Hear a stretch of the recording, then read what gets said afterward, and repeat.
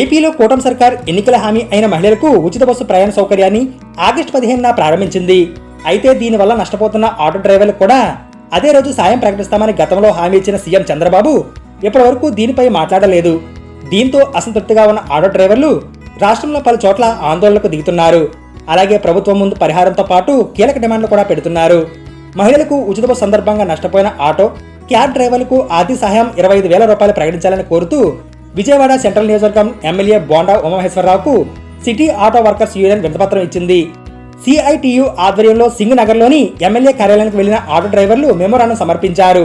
తెలుగుదేశం కూటమి ప్రభుత్వం ఆగస్టు 15 నుండి మహిళలకు ఉచిత బస్సు సౌకర్యం కల్పించడం ఆహ్వానిస్తున్నామని, అయితే దీనివల్ల నష్టపోతున్న ఆటో, క్యాబ్ డ్రైవర్లకు నష్టపరిహారం ప్రకటించకపోవడంతో నిరాశకు గురవుతున్నట్లు వారు తెలిపారు.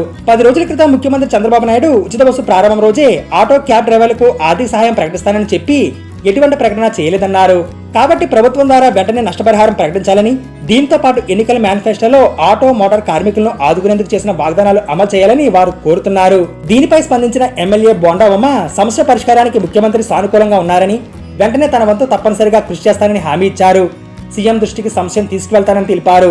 ఆటో డ్రైవర్ల డిమాండ్లో ఏడాదికి 25,000 పరిహారంతో పాటు ₹1,000 జరిమానాలు విధించే జీవో నంబర్ 21 రద్దు చేయాలని, సాధికారిక సంక్షేమ బోర్డు ఏర్పాటు చేయాలని, ఆటోల కొనుగోలుకు ప్రభుత్వ బ్యాంకుల ద్వారా 4 లక్షల రూపాయల సబ్సిడీతో రుణాలు ఇవ్వాలని, మోటార్ వాహనాలకు బ్రేక్ చేసే పద్ధతి ప్రభుత్వ ఆధీనంలో నడపాలని, ఓలా, ఊబర్, ర్యాపిడో యాప్స్ రద్దు చేసి కేరళ రాష్ట్రమే ఉచిత యాప్ తయారు చేయాలని, సిఎన్జి గ్యాస్ స్పేర్ పార్ట్స్ ధరలు తగ్గించాలని కోరుతున్నారు.